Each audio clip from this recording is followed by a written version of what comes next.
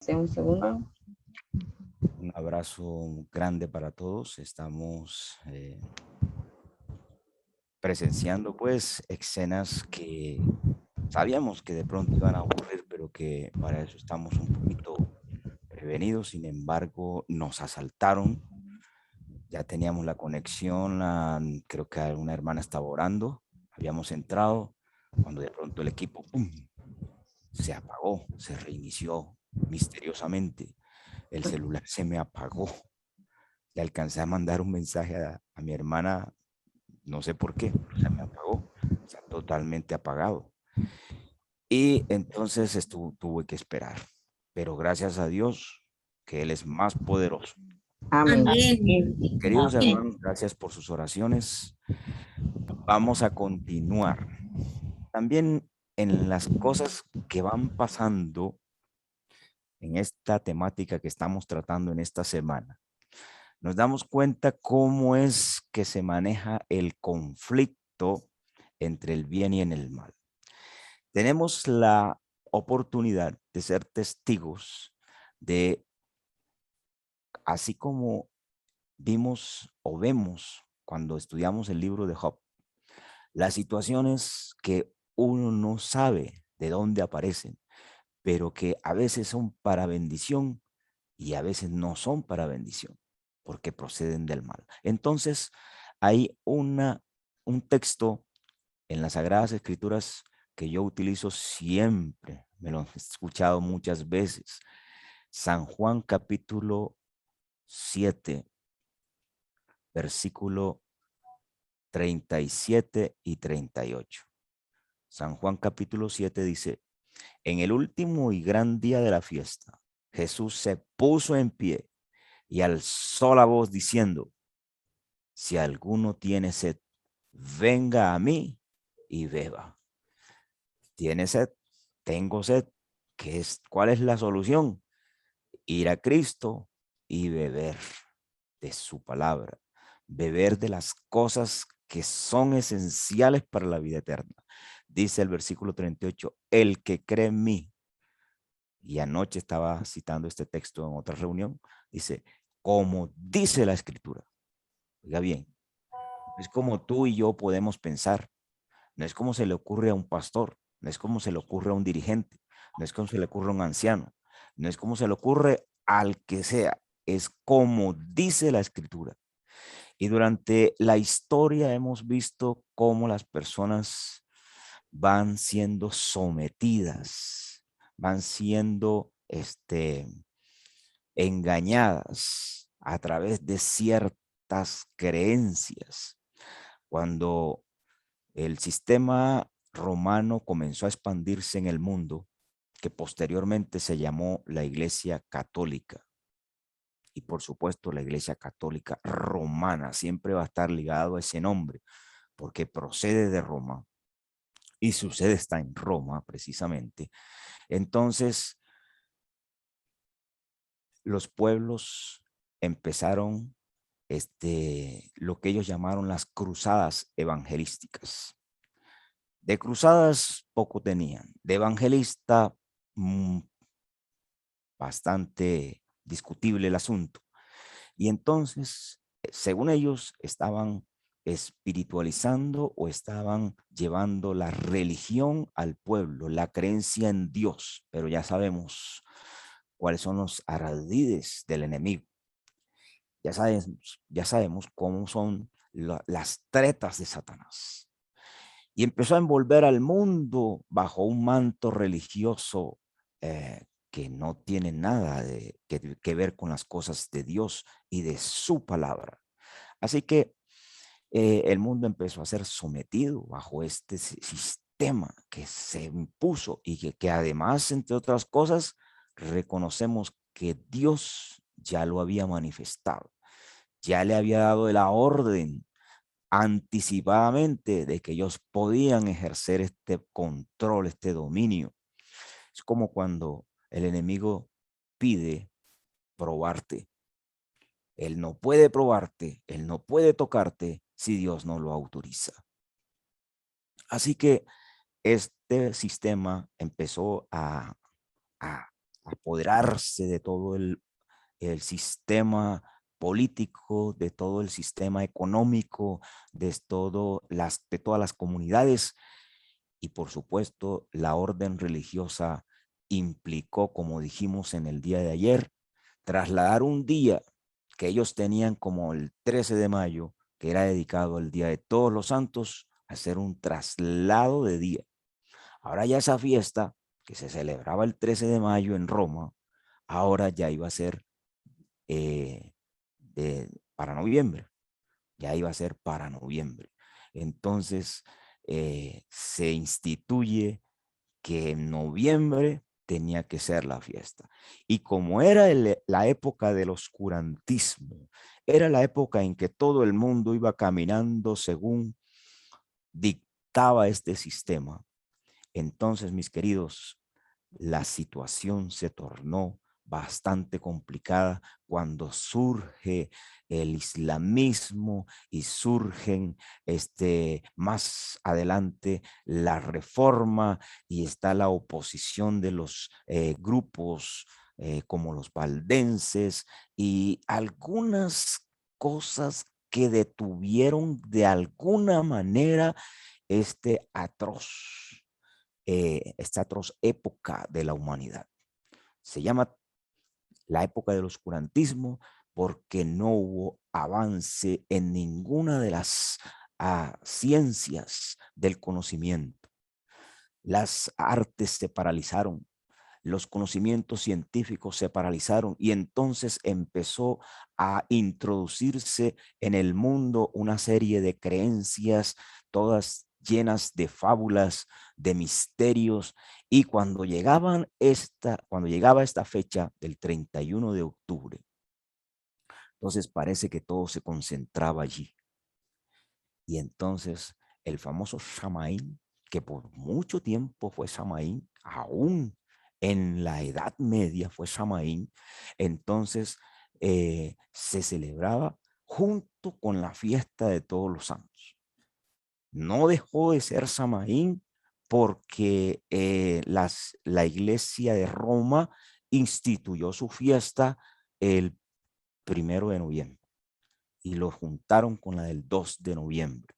Y entonces estas personas que dieron lugar a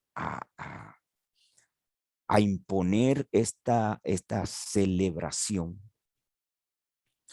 juntaron una serie de factores oscuros a propósito que era la edad del oscurantismo, todo lo que tenía que ver con el culto a los muertos.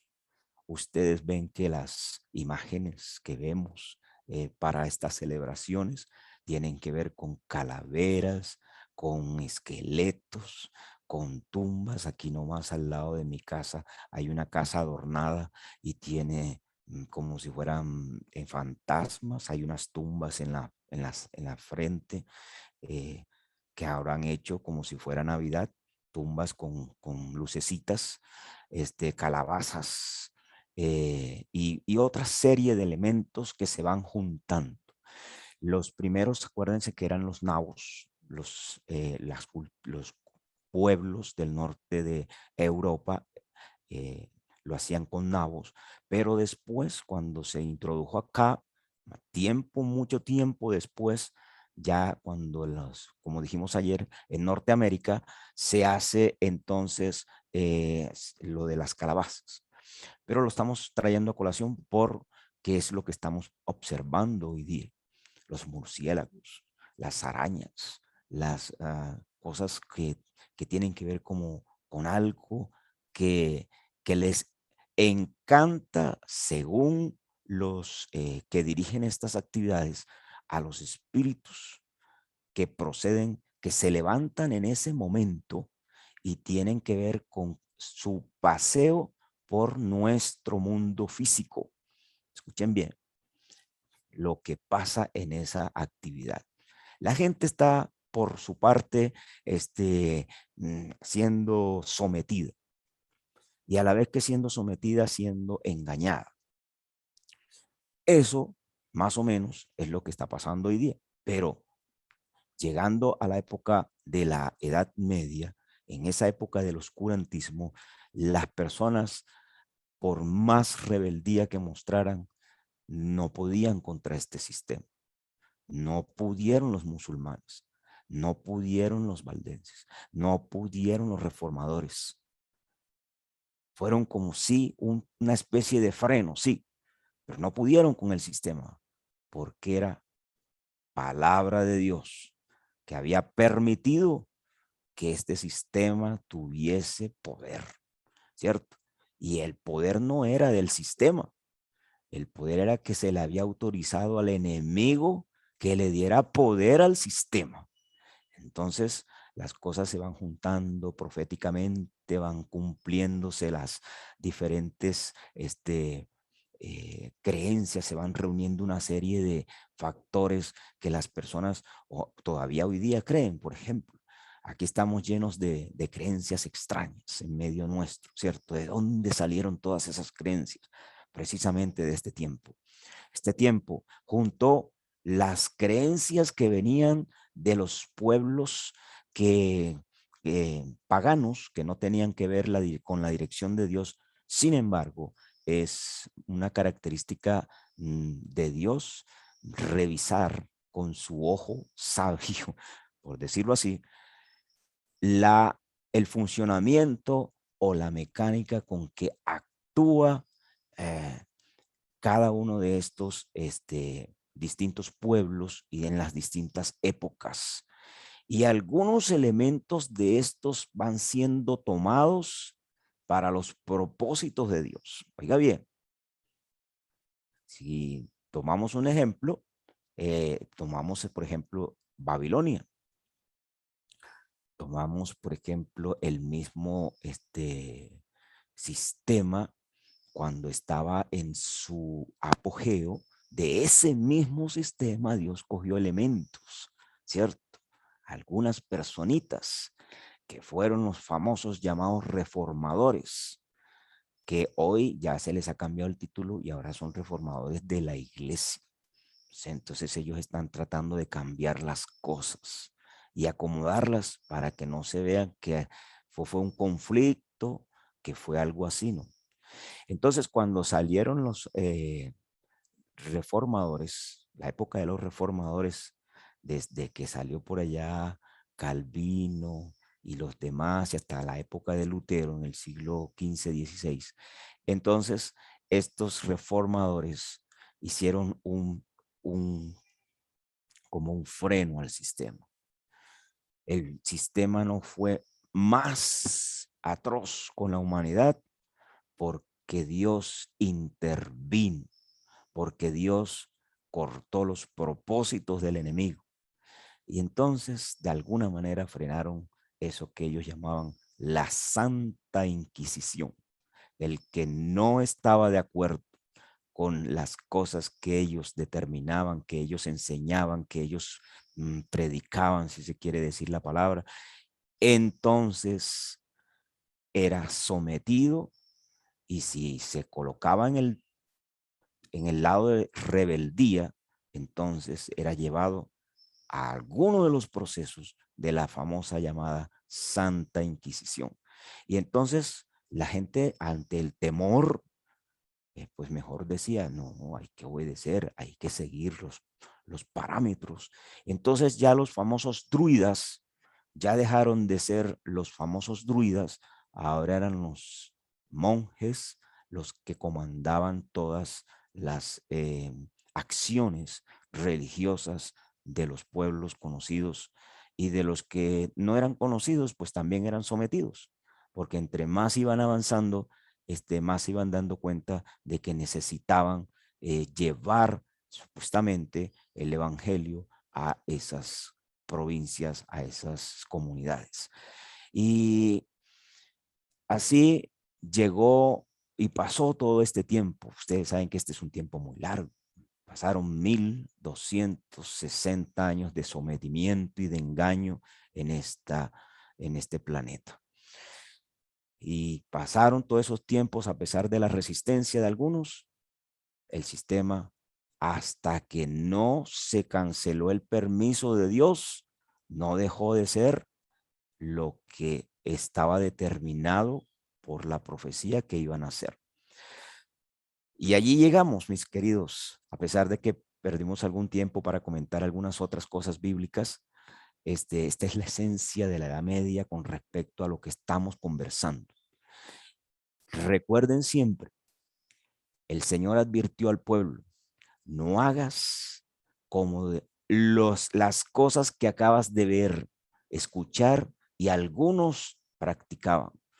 No hagas más esas cosas, pero tampoco hagas como las cosas que estás viendo y que vas a ver en la tierra donde vas a entrar. Entonces, es una advertencia muy clara del Señor, que cuando nosotros somos llamados, ya yo no tengo que seguir haciendo cosas que el Espíritu Santo me está indicando que esas son cosas que no proceden de Dios, porque era mi vida sin Dios.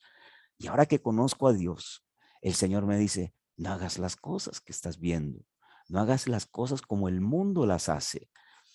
El que cree en mí, como dice la Escritura, de su interior correrán ríos de agua viva.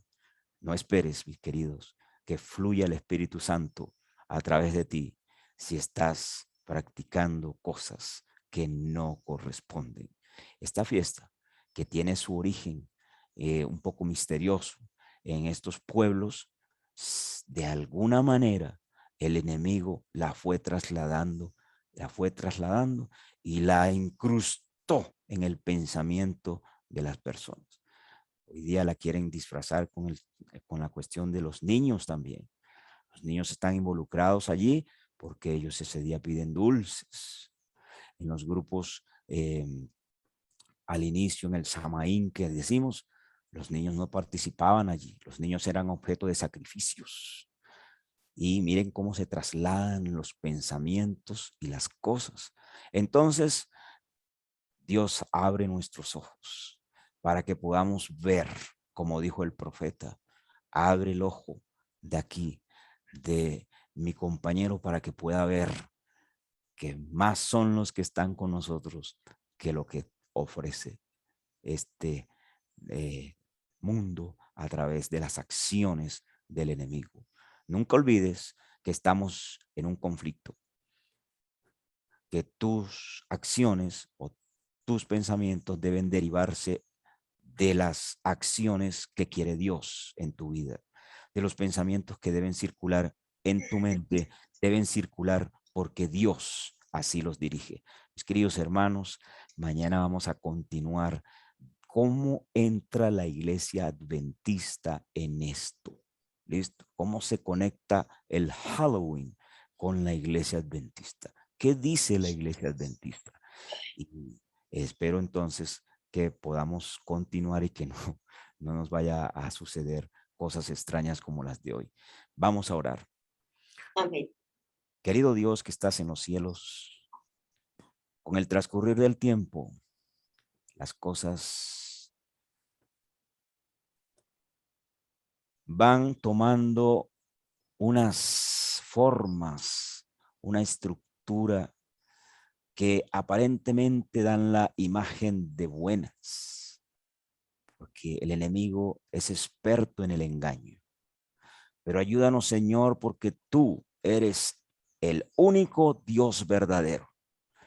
Y en ti confiamos, Señor, porque tu Santo Espíritu es quien nos lleva de la mano, quien abre nuestros ojos, quien transforma nuestro pensamiento, quien nos inculca, Señor, las acciones que debemos hacer día a día, así como a Jesucristo, así también a nosotros, Señor. Y como dices en tu palabra, debemos creer como dice la Escritura, como dices tú en tu palabra.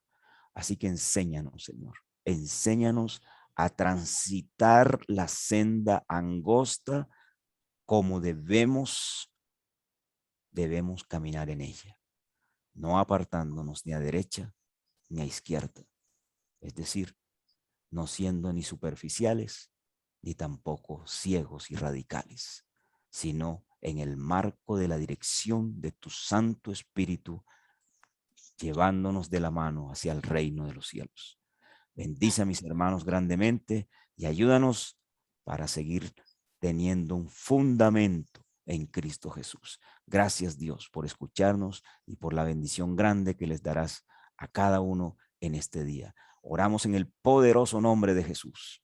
Amén, Señor. Amén. Gracias, Amén. hermano.